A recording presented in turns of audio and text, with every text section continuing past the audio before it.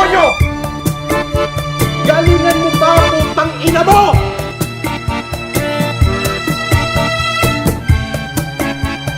Manalo, achievement na yun. Why?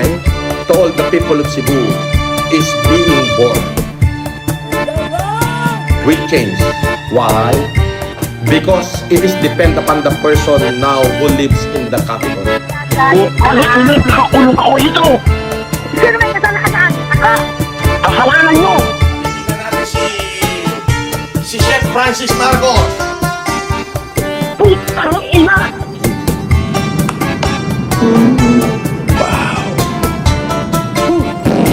O yun.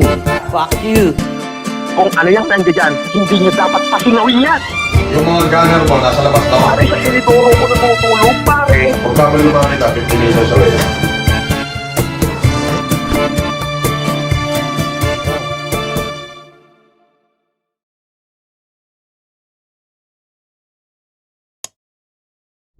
So what's up sa mga kahombre ko dyan? Makagagawa sa na naman nga pala to. At syempre mga kahombre ko, alam nyo na, today is the day kung saan atin pong matutunghayan ang the biggest ever wiretap sa buhay ni Norman Gusgusin. At ito pong content na ito mga kahombre ko ay very interesting. Kasi hindi pa po natin ito natatalakay. And it will be the first time ever na ating tatalakayin ang tunay na posisyon ng nanay ni Norman Gusgusin sa lahat ng ito.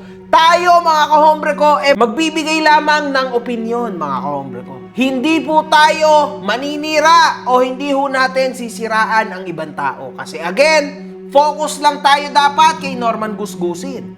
Pero syempre, mahalaga po ito para sa binubuo at ginagawa nating documentary, mga kahombre ko. Hinahanap mo ba ako sa Facebook? Dito na lang tayo sa main ko kasi wala lagi naman ako nare-report. Eto mga kahombre ko, i-follow nyo din ako. Let's go! Unang-una, matagal na ho itong nakapublish. Noon pa at ito'y nilabas ng kanyang dating sekretarya na si Yamatan, mga kahombre ko. Boss? Yama. Boss? Yama. Boss? Ikaw ako dyan. Wait po. Huwag ka magre-record ng kahit...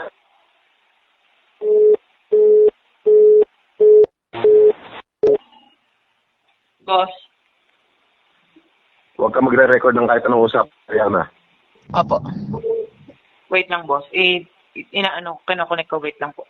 At ito ay kinumpirma rin naman ni Norman Gusgusin. Mga walang yaya, mga hayop na yan eh. Yan ang mga demonyo sa lupa. Perwisyo sa lipunan niya, salot sa lipunan yan eh. Dapat yan, yung mga tinutokhang yan eh. Oo. Pero mo, nasira pa nga lang ko. Lalo na dyan sa balyen ng tayuktok na yan, yung kay Yama John Chotan na yan. Ang daming binudol niya na sobra. Ang dami rin ninakaw sa akin yan. Oo, sobra. Tapos yung mga private na conversation sa cellphone ko dahil hawak-hawak niya, pinagbili niya sa mga basher ko, sa mga kalabang ko. Puta, ang daming nadamay doon. Yung iba, mga sekretary ng DILG ngayon, yung iba nasa PNP ngayon, mga general na, nadamay sa katarantaduhan niya, ng hayop na yan. Oo. Kaya pag namatay yan, hindi ko kasalanan, maraming pumatay dyan. Oo. Dahil maraming ginago yan eh. Sila mag-asawa. Oh. Samantala noon, sinabi niya na AI. Sabi ni Lay Ramos, tunay po ba yung mga evidence niya, sir? Pambihira. Yan ay fake news. Yung mga evidence na yan, inilabas na lahat sa korte dati yan. Fake news. Oo. Yung mga voice recording, puro fake news. Oo. Hindi na may pananay ko. Gago po tayo na ito, makagago na to. Gagawa ka lang na fake news po. Kinangina mo, asa ng source niyan? Kinangina mo, makagago. AI yan, tanga. 8 taon na nakalipas sa issue na yan. Hanggang ngayon, buhay pa, bobo. Pero eventually, inamin niya rin. Idol, asubira talaga sa iyo si Yaba at Libor. Sila naglabas na baka resibo. Naku, wala akong pakialam dyan. Mga anong resibo pinagsasabi na, luma na yan. Ano ka ba? Oo. Alam mo, si Bakagago, huli na. Okay? Yung mga yan, nilabas na ng mga basher ko yan. Dati pa, 2020 pa. Nilabas na ng mga basher yan. Ibig sabihin, si Bakagago, kalkal basura. Okay ng ina mo. Kalkal basura ka. Tangina mo, kalkal basura ka pala. Ay, kumakain pala ng pagpag yan. Oo! Pagpag ang kinakain, nakala ko ba mayaman puta kinakain pala nitong hindorotot na gagod to pagpag. Yung ano daw, yung voice recording na hindi naniningil kasi siguro kay Bernard. Tinrayway ko yun eh. Alam mo naman, 400 billion na utang sa akin noon.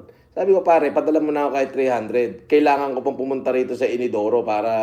Kasi doon sa may Inidoro, may butas eh. Eh, di ba patago yung cellphone?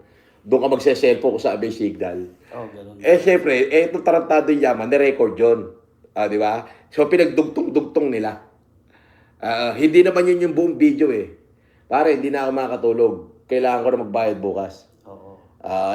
Siyempre, iniisip ko nun, lalaya ako. Hindi naman pala ako makakalaya. Ginawang issue. Ngayon, kinatkat nung Yama dahil inaway ko dati yung Yama. Pero nagsisi naman na, nasa akin na. Lumang issue na yun. Oo. Natatawa ko rito, dilabas. Dilabas. Di po kinang ina mo, kumakain ka pala ng pagpag. Po kinang ina mo, yung issue mo na yan, matagal ng issue yan, 2020 pa. At hindi nakaporma yan.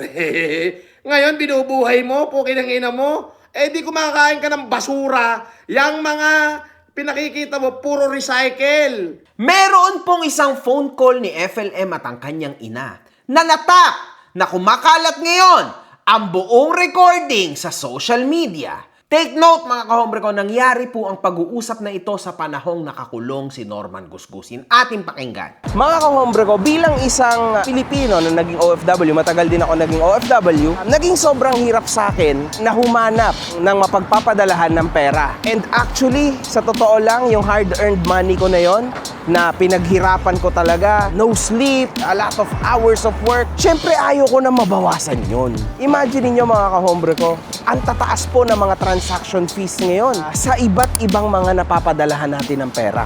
Mapa-application man yan or physical. So ngayon, buti na lang, dumating si TapTapSend mga kahombre ko. At meron ka pang extra $20 mga kahombre ko sa una mong pagpapadala using my code. Mga kahombre ko, sobrang nakakatuwa tong app na to. Dahil bukod sa napakatinding exchange rates nito, zero fees pa pagdating sa pagpapadala mo sa bangko at mobile wallets tulad ng GCash at Maya. 95% ng mga transaction ay dumadating agad just within 5 minutes. Napakasulit talaga nito mga kahombre ko. Now, kung gusto mo mapadali ang buhay mo tulad ng mga sinabi ko, i-download mo na ang TapTapSend. After mong i-download ito, mag-sign up ka na. Pero syempre mga kahombre ko, huwag mong kakalimutan ang promo code ko na makagago nang magkaroon ka ng extra $20. Totoo yun, $20 sa ipapadala mo sa una mong deposit. Ano pa ang inihintay mo, kahombre ko? I-tap-tap-send mo na yan.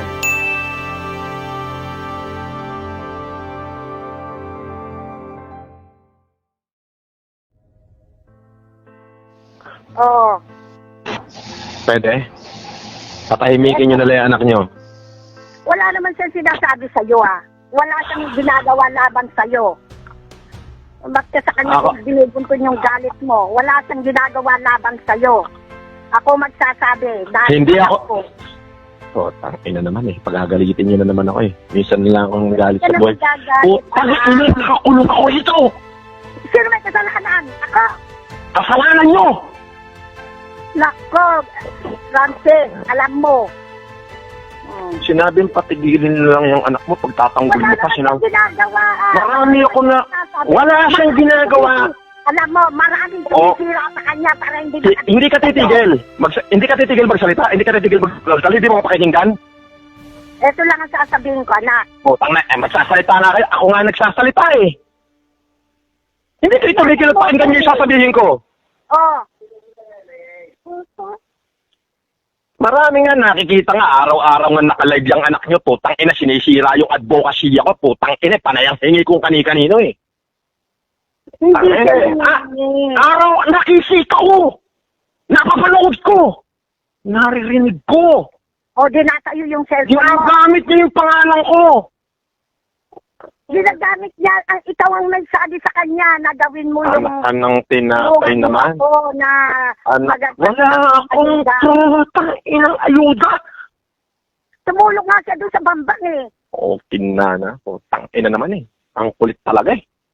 Ipagpipilitan nyo kasi. So, sasabihin ko sa kanya, tumigil na siya sa paggawa ng mayan. Ina.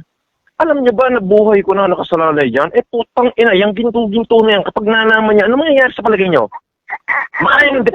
Kaya yung depensahan? Si Mary Ann lang ang may sabi niyan.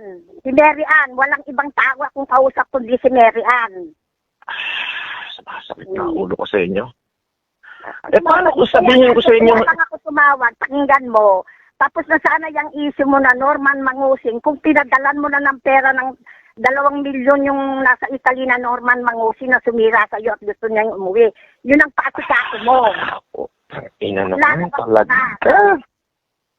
Anak, matuto ka namang mukanyig. Kahit nagbuhay hari. Paano ako makikinig sa inyo? Hindi niyo naman alam ang buhay ko. Grabe yun! Wala akong pakialam sa mga hindot na tao. Mukhang nilaglag daw siya ng kanyang kapatid dahil sa gold bars na hawak ni Evelyn. At dito mga kahombre ko, ay mukhang pinili po ng kanyang ina ang kanyang kapatid. Okay? Buha ka ng ina niya. Alam niyo ba buhay ko? Alam mo ba kung bakit? Kahit ang sa'yo ng daldal dyan! Puro ay daldal! Sige, dumaldal ka pa, hindi na kita kakausapin hanggang sa mamatay ako. Nako, O anak. sige, magsalita ka pa. Hindi na kita kakausapin hanggang sa mamatay ako. Mas mamatabisin ko pang mamatay. Barado ang utak niyo eh. Dapat niyo ba ikwento yung ginto na yan? Dapat niyo ba ikwento kahit kaninong tao yan? Hindi niyo ba alam na si Mary Ann? Siya na lang ang natitira sa akin. Ay, siya lang ka naman pinagkwentuhan na tinutukso ako ng gold bar. Nananay, paghanda mo ko ng isang gold bar. Yung bunganga mo! Yun ang sabi niya. Eh, di siyempre, sinasakyan ko na.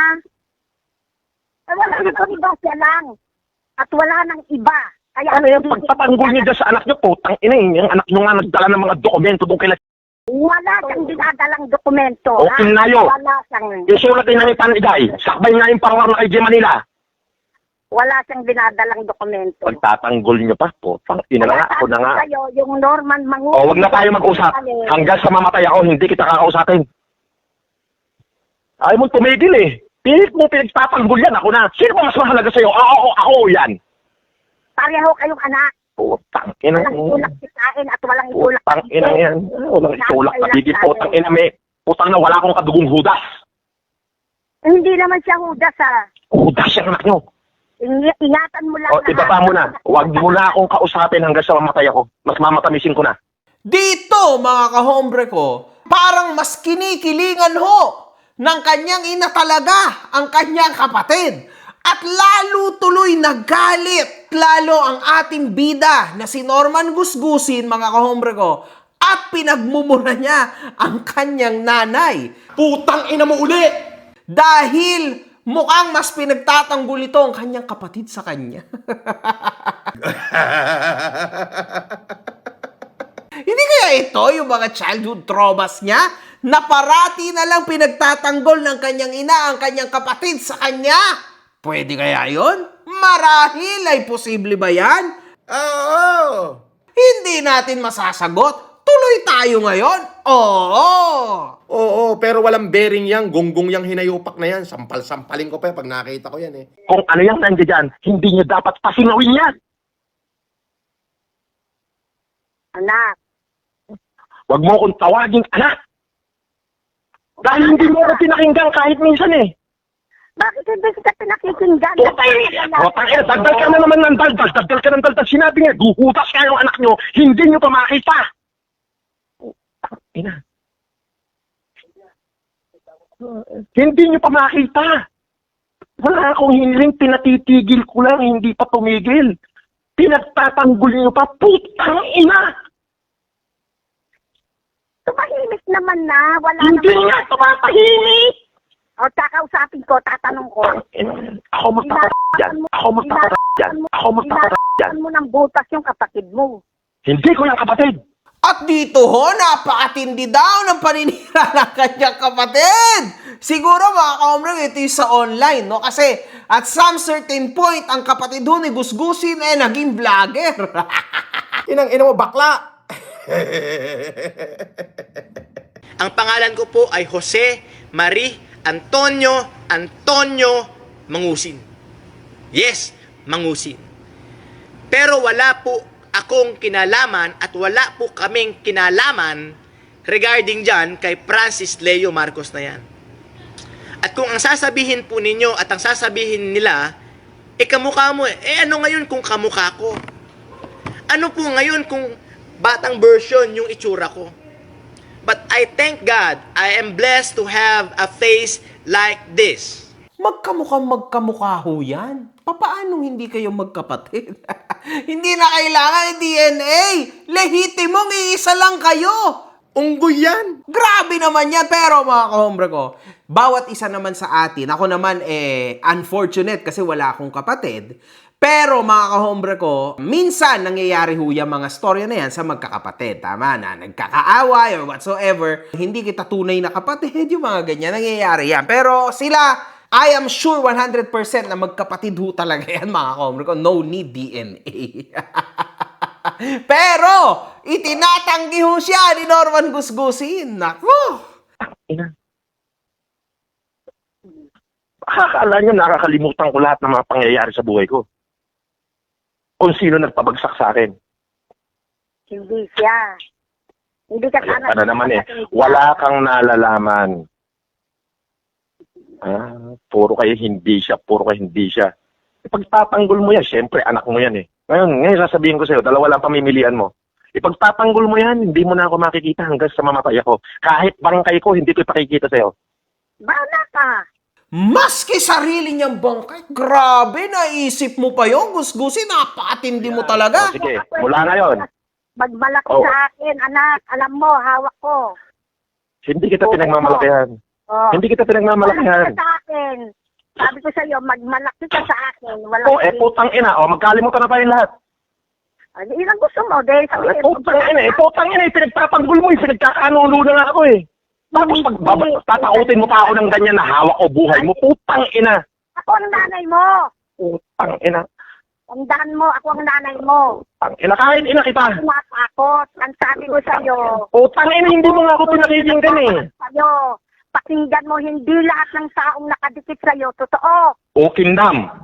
Grabe yun, mga kahombre ko. Mukhang ang pinakamalalim na may hawak ng katotohanan at katibayan sa pagiging Francis Leo Marcos si Norman Gusgusin ay ang kanyang ina. Putang ina mo, ang bobo mo talaga! Sobrang halaga po na pasayahin ni Norman Gusgusin ang kanyang ina. Or else, pagbabantaan rin siya nito. Tulad niyan, ngayon ang sabi niya, hawak ko ang buhay mo. Napunta ako sa libingan ng mga buhay. Huwag kang magmamalaki. Oo! Grabe yun, mga kahombre ko. This is very intense. Ganyan ka nga. Sige, bata ka. Okay na. Bahala ako. Sige. Nagtatakotan tayo? Sinabi ko lang sa inyo, pakinggan nyo, daldal kayo ng daldal, hindi matigil yung bunganga nyo. Putang ina, naging mabuting tao ko sa inyo. Naging mabuti. Lalo naging mabuti akong sinasayo. Putang ina. Ba't di nyo maawat yung anak nyo? Pinakikiusapan ko lang na patigilin yung putang inang anak nyo rin, hindi nyo mapatigil. Putang ina. Nagsasalita ako, panay ang pagtatanggol nyo, putang inang yan. Sinabing tumigil nila ang kahilingan ko, napakaraming buhay na nakataya kung ano man yung nanandyan. Hindi nyo maintindihan. Tangina kasi. Naaalala ka nga namin. Hindi mo ko naaalala. Naaalala nyo lang ako kapag may kailangan kayo. Ay, hindi. Yan ang nararamdaman ko. Grabe! Wow! Nye, nye, nye, nye, nye. Meow, meow, meow, meow. Talagang tatalikuran niya na ang kanyang pagiging mabuting anak sa kanyang ina, mga kahombre ko, no? Ay, Nagsasalita ako ni hindi nyo ako pakinggan. Nagsasalita ako ni hindi nyo ako pakinggan. Nagsasalita ako ni hindi nyo ako pakinggan. Putang ina nga, nagsasalita nga ako, hindi nyo. Kung kakausapin mo ko, maayos naman. May paggalang naman. Nanay mo ko, hindi mo Eh, ko paano mo ako kayo igagalang? Paano ako gagalang nang nagsasalita ako, ini-insist nyo yung kung ano yung kamalian ng anak nyo? Hindi nyo mo ko anak katulong. Hindi mo ko alipin. Hindi mo ko alila. Ang hinihingi ko lang sa'yo, mahinahon kang magsalita sa akin. Sa tingin nyo, yung katatayuan ko, sino pa magiging mahinahon? Pinoproteksyonan ko ang buhay ng libu-libong tao na mahigit 3 dekadang itinago. Tapos, nakasingaw. Paano nakasingaw? Di ibig sabihin, naging pabaya kayo. Ano kaya itong impormasyon na sinasabi na ito ng ating bidang-bidang si Norman Gusgusin at libu-libong mga tao na mahigit 3 dekada na itinago ito, no? Ukol sa mga ginto niya. Oh my goodness! Yung yaman ko, ipinamigay ko na. Bobo o kininam. Ano ho kaya ito to the point na pinagmumura niya ang nanay niya dahil lang dito? Mukhang mabigat-bigat to, mga kahombre ko. Do or die to, ha? Alam niyo ba, nakamatayan ng napakaraming tao ang nakasalalay dyan sa putang inang mga ginto na yan? Tapos sisingaw. Andito ba? Saan mo ko ilalagay? Ako, wala kaming sinasabi. Tandaan mo yan. Kahit mamatay pa kami. Oo, anak, hindi ako Baka mamatay kayo dyan. Matanda na ako. Tanda na ako. Ina, yung anak niyo hindi tumigil eh. Sinabi ko ilang beses kong pinakiusapan, tumigil na. Sasabihin nyo na sa akin nakasalalay ang pagkakaisa ng buong mundo. Paano pa mangyayari kung sinisira mismo ng anak nyo? Ipagtatanggol nyo nang hindi nyo naman nakikita. Samantalang ako nakakakita, hindi nyo pinaniniwalaan. Kasi araw-araw din Ay, hindi kaya nga minsan nagtatanong ako, putang ina kung anak nyo ba ako eh. O putok sa buho lang din ako. Kasi hindi nyo ako pinakinggan eh. Antimano, nagsasalita ako, pinipilit nyo, ini-insist nyo na tama siya at wala siyang ginagawa. Kung ibang tao ay sinisisi nyo. Eh ako na nga nakakakita eh. Alam niyo ba kung bakit ako nagduro sa rito? Dahil sa mga dokumento na inilabas niya noong 2012. At huwag niyo sasabihin hindi siya nagdala. Siya ang nagdala. Humingi na siya ng tawad sa akin noong pa. Pinatawad ko na. Oh, ano sasabihin niyo ngayon? Pipilitin niyo uling magsalita para pagtakpan yung anak niyo.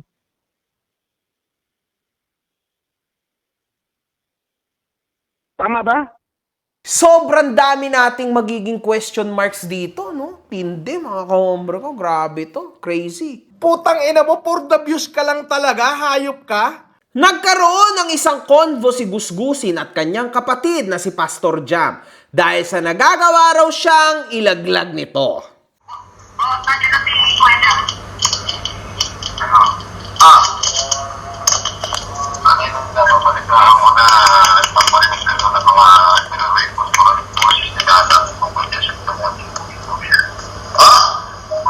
Magpapaniwala ka ba doon? At ako ay walang nire-record kahit putulin mo daliri ko. Kilala mo ako. Pag sinabi kong wala. Kapag kami napahapag dahil sa ginto-ginto niya at mga mangyayari. Ako ba? Sinabi ko ba sa'yo? At sinabi ko sa'yo ba? Pag kami napahapag dahil sa ginto-ginto na yan at pinapapamayan ako ang iyong ating ano na mangyayari. Sabihin mo kung meron. Kung wala nga, sinabi ko nga sa'yo, wala nga. Kaya nga, pag kami napatunayan ako ano man ang mangyayari, malalim na galit ko ha. Sobrang lalim na. Bakit ako sisisihin mo sa galit mo? Ikaw! Bakit ako sisisihin mo? Ano ba kung bakit ako nandito ngayon?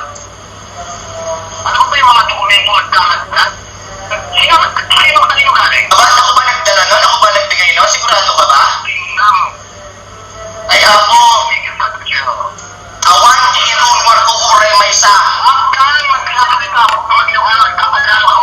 Ayun ako. So dito, mga kahombre ko, mapapansin ho natin, no, na sinisisi niya ang kanyang kapatid na si Pastor Jam. Kasi ayon kay Mang Husin, ito daw po ang nagpasa ng mga dokumento sa isang tao. At iyon ang nakapagpakulong sa kanya. Walang ambag sa lipunan yan. Tindi ho ng away ng magkapatid na to, mga kahombre ko. Tibay nito, ha. Matindi-tindi to. Tangina mo, magkikita rin tayo. Manahimik ka, ituloy mo yung pagpapasto ko, ituloy mo kung ano yung ginagawa mo. Ay, naman, ako kung pagkailaman ang buhay ko. Oh, pinakailaman mo ba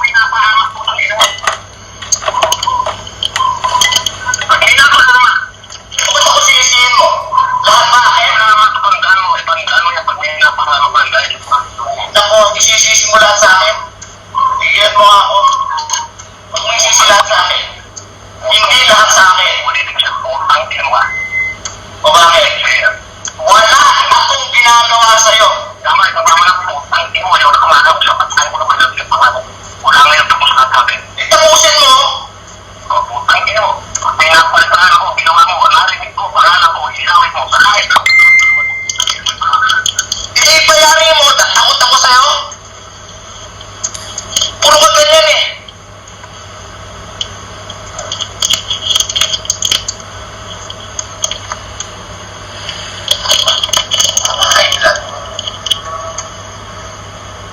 So dito makikita ho natin na napakatapang ni Pastor Jam. To the point na okay lang siya na mawala sa mundong ito basta babanggain niya ang kanyang kuya. Pero duwag yan, oh. Pag nakita ko yan, puta, baka bunutin ko lahat ng buhok sa ilong niya, tsaka ipanguya ako sa kanya eh. Without any hesitations, mga kahombre ko, ayan ang magandang interviewin. Yan ang magandang interviewin sana si Pastor Jam. Kung gusto mo lang, Pastor Jam, ha? Pepera ka na niyan. Oo. Kung gusto mo lang. Eh di pa sasalamatan kita, katanga nito. O, di ba? Narinig.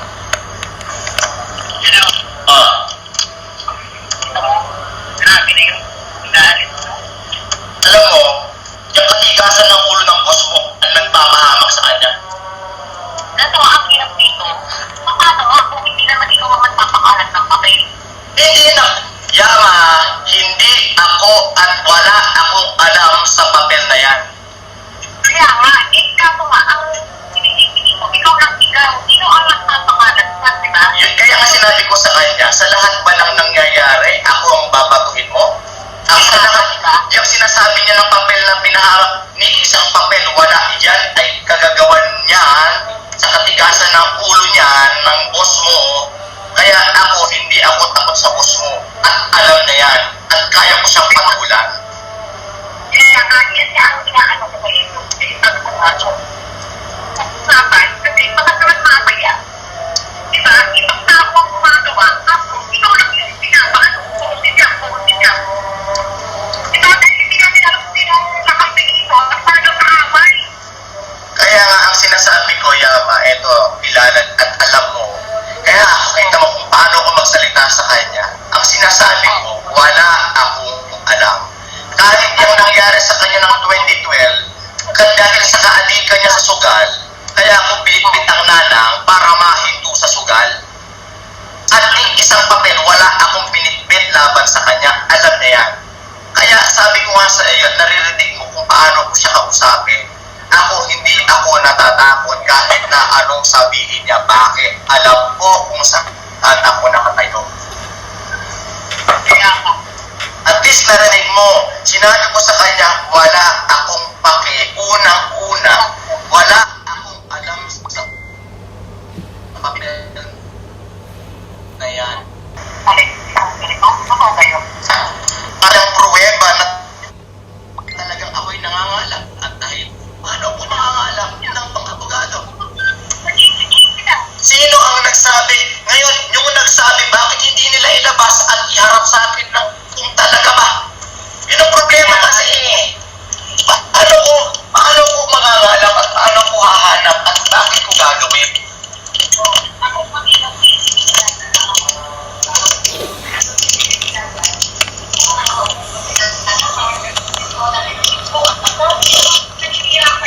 Alam mo, Yama, sabi ko nga, kilala mo ako since, di ba? Noong nagkausap tayo, alam mo kung ano ang sinasabi ko.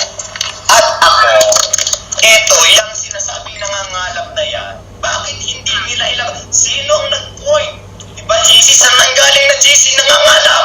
Bakit ako nangangalap? Meron ba?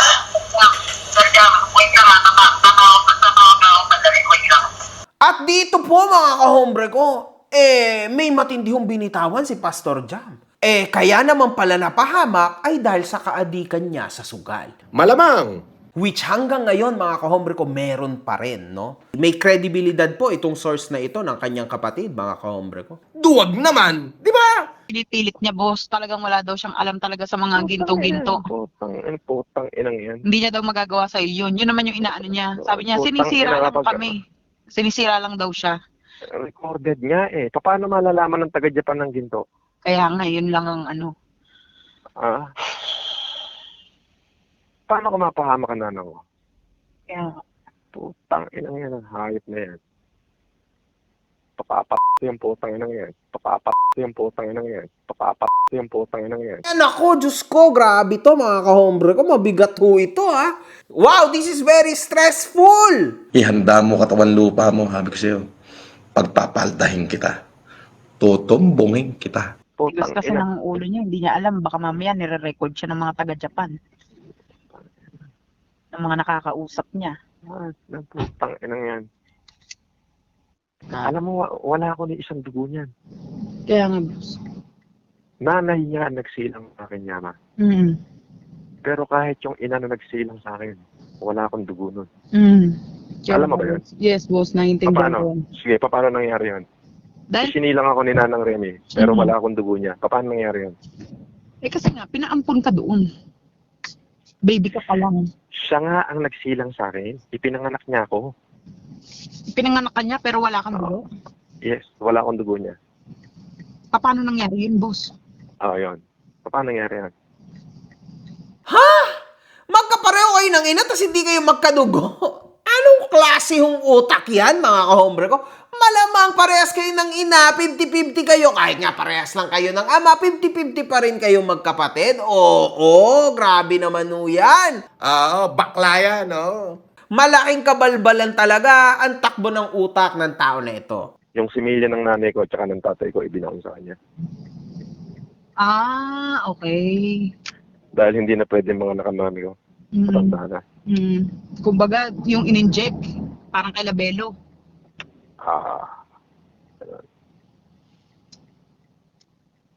Ganun. Ganun. Pwede ba yan? Pwede yun, boss. Kay Vicky Bello, ganun yung ginawa sa anak niya. Inano sa ibang babae. Yung in-inject doon sa ibang babae. Kasi, Pwede pala mangyari yan. pwede. Pero hindi, yan nanang ko. Yan ang nagsilang sa akin Diyos ko, mga kahombre ko. Yan na naman ho tayo sa fantasy world ni Norman Gusgusin, mga kahombre ko. Wala na pong labis, walang kulang. Fantasy po yan. Kasi sigurado, mga kahombre ko, nung mga panahon na yon, yan ho, katakot-takot na napakagrabing mahal po niyan. Mga kahombre ko, sobrang mahal niyan. No? Hanggang ngayon nga, mahal po yan na gawin. So for sure, 1,000,000% sure ako, hindi nila afford yan dati. Sure talaga yan, lalo na ngayon. Diyos ko, Lord. Alam mo ba na putang inabuhay ng napakaharaming tao ang nakasalalay doon sa mga pinagsasabi niya ni Ed? Kaya nga, kaso ngayon, pagkausap mo naman siya, todo siya, kaso may recorded nga. Paulit-ulit itong sinasabi ni Norman Gusgusin, mga kahombre ko. Mukhang sadyang napakabigat ng argumento na to. Baka nga ho siya, yung Wonder Boy. Siya ang nagpanggap ng spiritual Wonder Boy na anak. Yeah!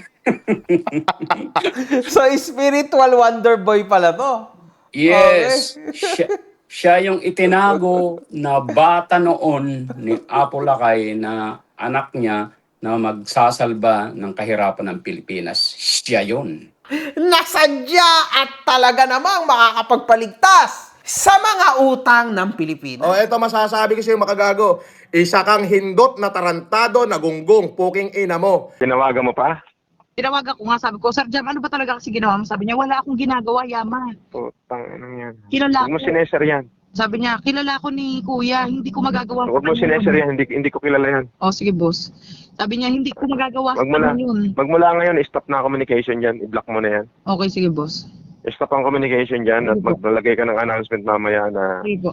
ang ating pamunuan o ang FLM team ay hindi connected Sige po. kay Jam Antonio. Sige po. At saka hindi tayo nagpapahingi ng kahit anong donasyon. Sige po, boss. Kung diskarte niya yan para mabuhay siya, bahala siya sa buhay niya. Sige po, boss. Pero huwag niya ako idamay. Sige po, boss. Okay. Wow! At dito, mga kahombre ko, sadyang tinadyakan na ho niya ang kanyang kapatid na si Pastor Jam. To the point na hindi raw sila related at connected. At isinapubliko niya yan. Mapapaniwala ka naman dyan. Hindi nga makalabas ng bahay ang hindot na yan. Tibay talaga nitong tao na ito. Oo! Okay, boss. Bye-bye. Kasi yun, hindi man gigigil, mapahamak dahil dyan sa putang ina yan.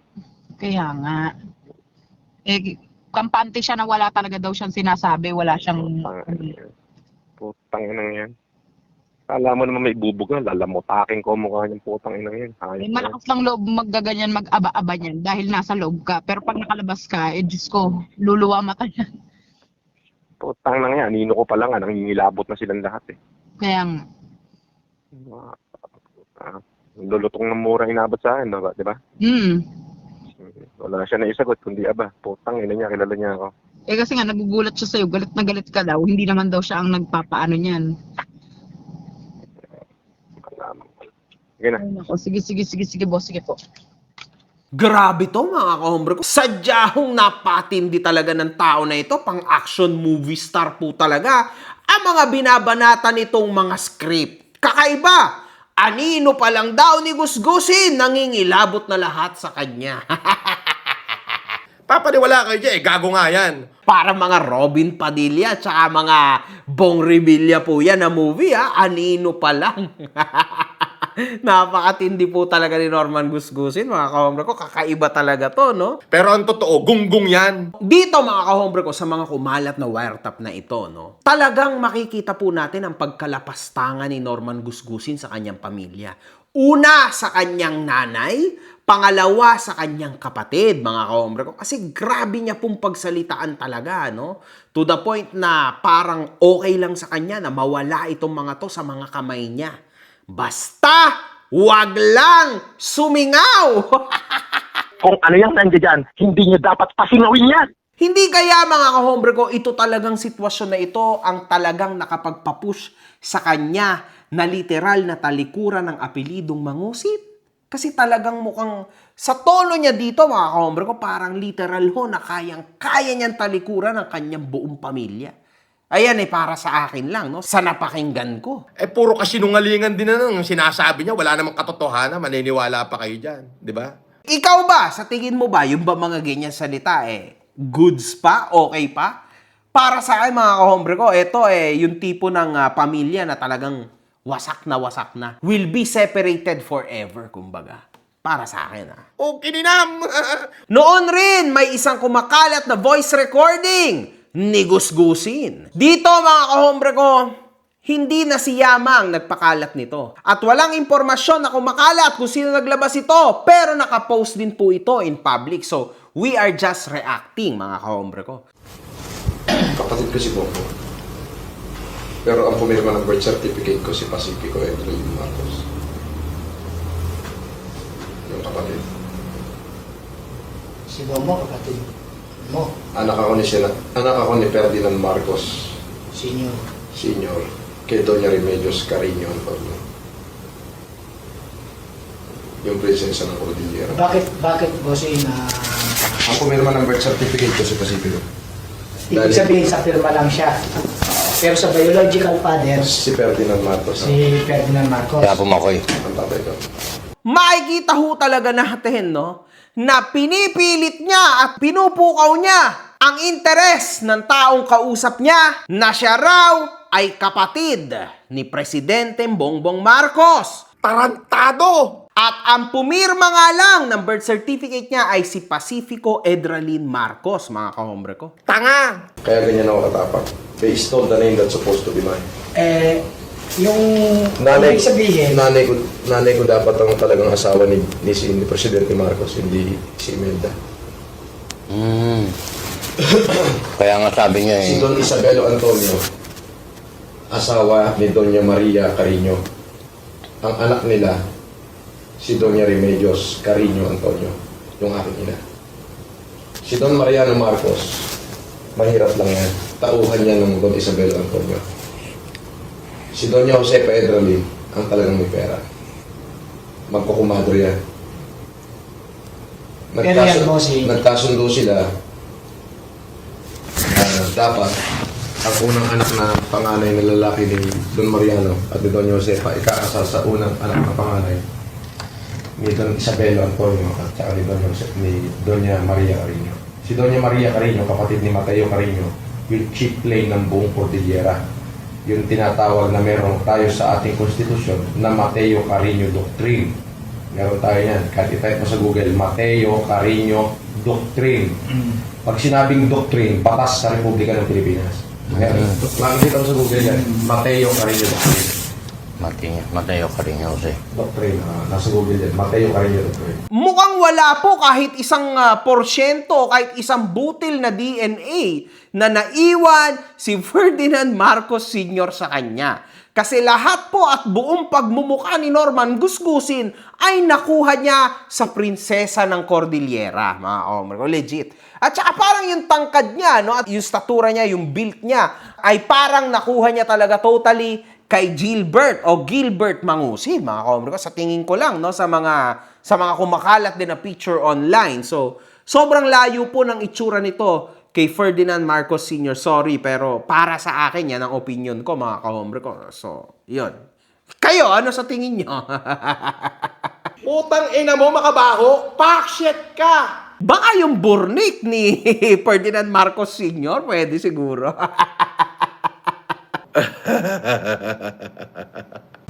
Kaso putang sundalo, si Makoy, mamamatay na sa gera sa Bataan. Nanay ko, kakapanganak ka lang. Nag-guess mo? Nag-aaral lang nanay ko sa UP. Pag-graduate na, University of Baguio. Si Ferdinand Marcos, Speaker of the House na. Nagkaroon ng Miss Manila. Si Imelda yun eh. Miss Manila. Nagalaw ni Makoy si Imelda. Hanggang sa binlockmail na ng Romualdez si Marcos. Lumuhod si Ferdinand Marcos. Kaya pala, pakinggan mo muna. Lumuhod si Ferdinand Marcos sa lolo ko. Sa Lolo Belo. Tinawag ni Lolo Belo si Berong Bulag. Yung Berong Bulag, yun yung pinaka-leader ng Balaha. Tauhan ng Lolo Jose, ng Lolo Belo. Lumuhod si Ferdinand Marcos kay Lolo Belo. Ang sabi niya, Amang, when I undertook the experiment, I know I have to pay the price. Kasi nag-experiment siya kay Imelda. Tingirin niya si Imelda. Ngayon, kasalan na. Nabigla yung mga Antonio at Carino. Puro mandirigma yan. Si Doña Maria Carino, may-ari ng buong Cordillera yan. Ay, katabi ng Cordillera, Ilocos Norte. Katabi lang yan. Magkatabi lang yan. Pagbaba mo ng bundok, Ilocos na. Kapag ng Ilocos yan. Magkumadre yung lola ko at saka si Doña Josefa Edravi. Kaya pala Sandali. Sige. Kaya mo matapos. Ngayon, sabi ni Marcos Lumod yan, Amang, when I undertook the experiment, I know I had to pay the price. But it should not to be Imelda who pays such a price. Kasi ang order ni Lolo Belo, paayin lahat ng Romualdez hanggang 3rd degree generation. Yun ang order ni Isabelo Antonio, ni Don Isabelo Antonio. Ang in-orderan niya, si Berong Bulag. Napelikula yung pangalan Berong Bulag. Si Anthony Alonso ang gumanap, yung pinakamatikas na guerrilla sa buong Pilipinas. Berong Bulag yung parang pirata. Bulagang sa mata nun. Oo, yung parang pirata. Oo. Si Berong Bulag. Ngayon, sabi ng lolo ko, sige, patatawarin kita, pero dapat patapad ang kasunduan. Kailangan magkaroon kayo ng anak ni Rene, at ayoko isilang ang apo ko na walang kinikilala ka. So, nagpakasal na si Imelda at saka si Bongo, kaya si Ferdinand, nagkaanak na sila. 3. Si Mama nun, ayaw na makapagkita kay Epe. Ayaw niya naman. Kaya wala siyang magawa kasunduan. So, nagpunta sila ng Belgium.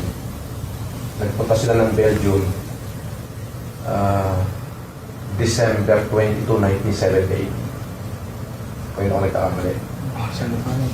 1978. December 22, 1978. Nagpunta sila ng Belgium. Doon ako binuo. January, umuwi na si Makoy sa Pilipinas. March, umuwi na mami ko. December 29 na 1979. Eksakto, siya na buwan. Tapos kung sinilang ako, ang pumirma sa birth certificate ko, si Pacifico Pedra din Marcos. Bakit hindi si Marcos? Hindi pwede, Brad. Masisira ang pamilya, Brad. So at least, dala-dala ko pa rin yung apelido Marcos. Ngayon, kaya pumutok yung balita dyan na anak daw ako sa labas. Pero ang birth certificate ko, paano ko sa labas? Pacifico yan. Yun ang pinipilala ko naman. Grabe to, mga kahombre ko. Puta, sampal-sampalin ko yung pagmumukha niya hanggang sa tumabingi eh. Binil talaga to. At halatang halata, itsura pa lang, European na ho itong tao na ito, no?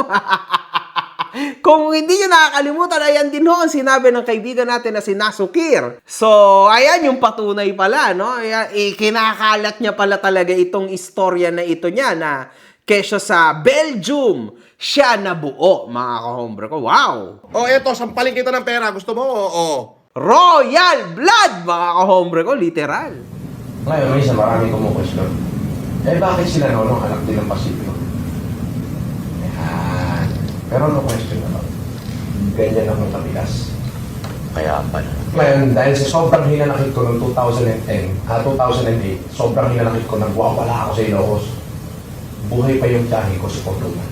Siya lang ang umahabol sa akin. Sabi niya, Tita, they stole the name that's supposed to be mine eh. Ako dapat yan eh. Francis, ano pa bang problema mo? They had the name, you had the gold. You have me. Mahal kita eh. Kaya pag nasa ospital, yun, ako lang ang pinapagtawag. Kaya paborito pala. Pero yan, hanggang tayo na lang naarahan yan. Tapos na yan. Basta, ang alam nyo, ako, Marcos, tapos. Yun na yun. Kaya pumutok yung sinasabi ni Marita na yung nga sa labas eh. Ano anak sa labas pinagsaso yung utak ina mo eh? Pasipin ko tayo.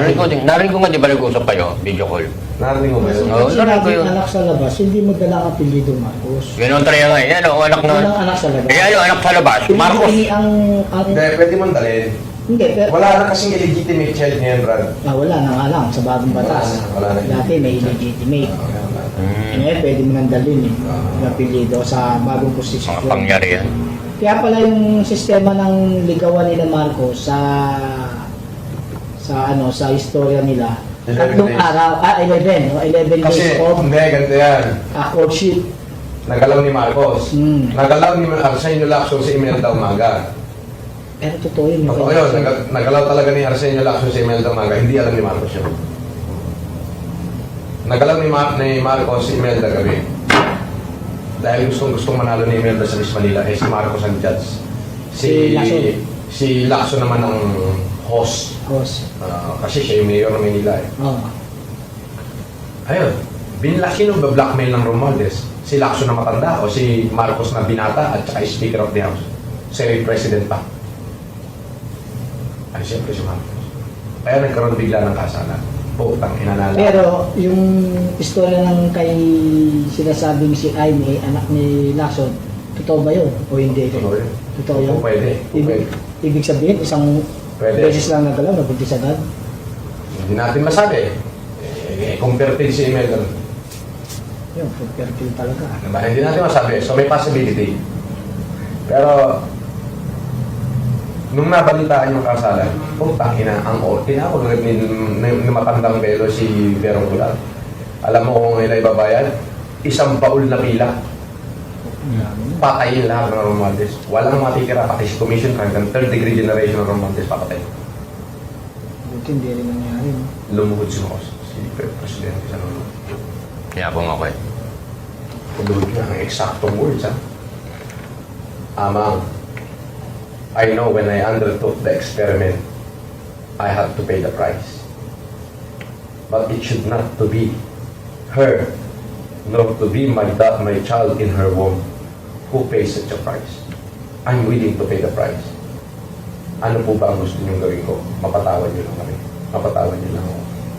Ang kasunduan ay kasunduan. Sige, kailangan magkaroon kayo ng anak ni Rene. Puta, ako yung dugo na tumubo sa Edralin, Marcos, Carino at Antonio. Kanong kabangis ang dugo ko, puro mga dato. Kaya ang tawag ng mga general sa akin, Apo Francis. Lahat ng general ko, sila General Ijo, ang tawag sa akin niya, sila General Acorda, Apo Francis. Si General De Gracia, Apo Francis ang tawag sa akin, puro Apo Francis. Yan, may lumalabas na anak daw ako sa labas. Ngayon, atin na lang yan. Paglabas natin dito, wala nang tatanong. At ayoko nang bubuksan niyo yan. Okay. Mismong sila, hindi nila alam. Yan ang binibili. Kaya kasi pinasalato ko eh. Okay. Importante, alam natin. Dahil ng katotohanan. Huwag nyo na talagang ikikwento yan kasi pagtatawanan talaga kayo ng pagkwekwentuhan nyo. Oo. Ungas. Kumbaga, atin-atin lang to. Kwentuhang lasing lang to, mga kahombre ko, di ba?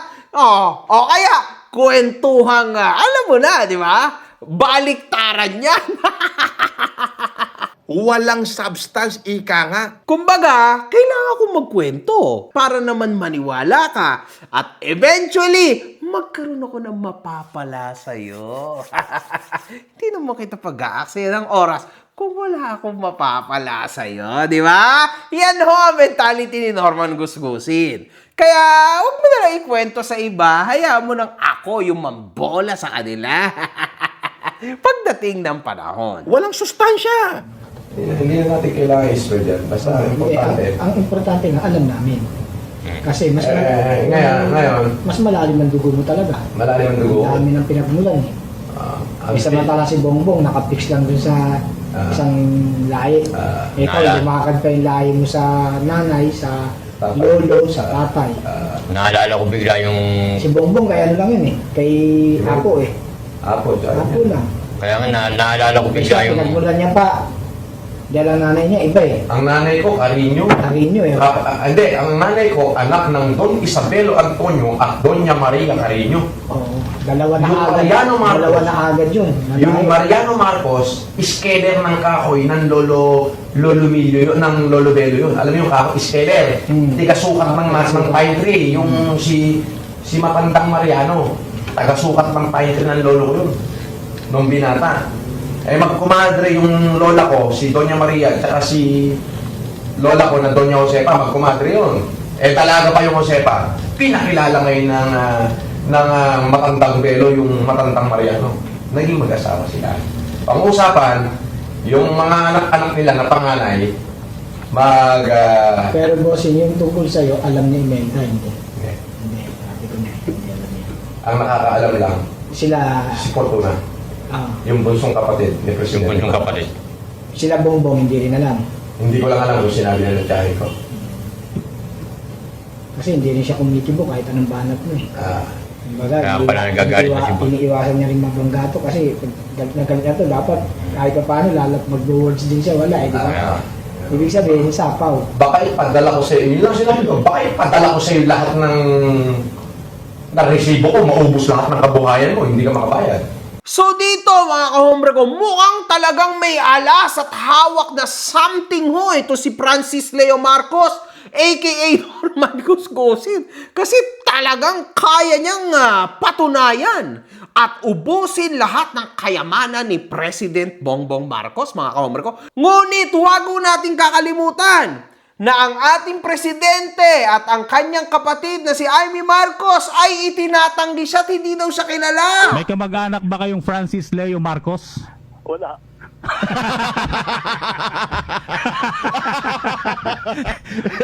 Baka hindi nyo kamag-anak, baka kapatid ninyo.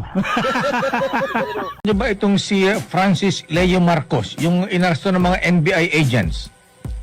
Naku, hindi namin kamag-anak. Nakilala namin dahil nagpakilala, pero nagulat naman ako kasi wala naman kaming kamag-anak na gano'n.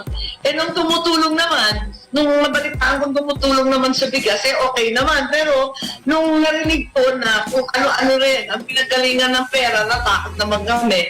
So, hindi namin kamag-anak, in short. So, ano po yung ikinekwento at ibinibida ng tao na ito? Putang ina mo, magkano ba kinikita mo sa YouTube? Gusto mo ipalo ko sa itong bote na to? Puking ina mo? Kaya ngayon doon nanggalit yung yung mga loyalist. Kaya nga mas dapat ka talaga bossing, tumakbo ng politiko. Kasi ang dugo mo, mga dugong dugo. Hindi kasi, ang problema kasi ang kailangan ng Pilipino ngayon, yung mga tulad mo. Correct. Tumakbo na ako eh. Underage ka na eh. Oo, meron po talaga ito na. Noong tumakbo ako, bakit tahimik sila? Kung pwede ako, punta ko kontra yan. Kontra yung mga gabay na pinigyan namin. Si Jessica Soho.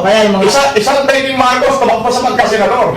Hindi ganun eh. Nagsabi ni Jessica Soho, Underage naman para sa senatorial election ang 33 years old na si Francis Leo Marcos. Dapat kasi hindi bababa sa edad na 35 ang edad ng tumatakbong senador sa araw ng eleksyon. Hindi dapat nung palang kekoy na ako. Ano? Yan yun. So yun lang mga kahombre ko, anong masasabi nyo sa mga malulupit na wiretap na publicly available mga kahombre ko? Ako ho nag-react lang. Para sa akin talaga, ito po ay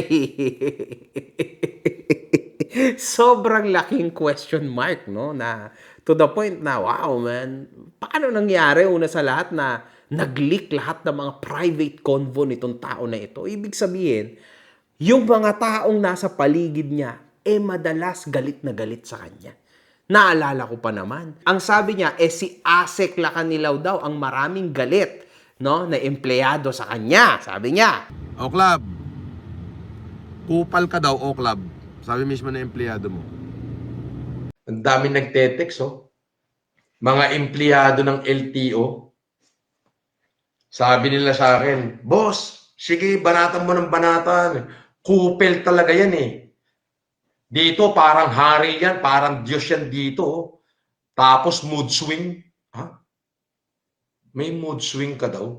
Dito lumalabas gusgusin. Sa'yo maraming galit na empleyado mo. Imagine mo yun, inilabas yung wiretaps nyo. Di ba? Wala na, nakakahiya na, durog at sunog na sunog ka na. At gatas! Nagatas ka pa! Diyos ko! Sa susunod na episode ulit, mga kahombre ko. Wala. Good fucking bye. Mga putang ina nyo kayo.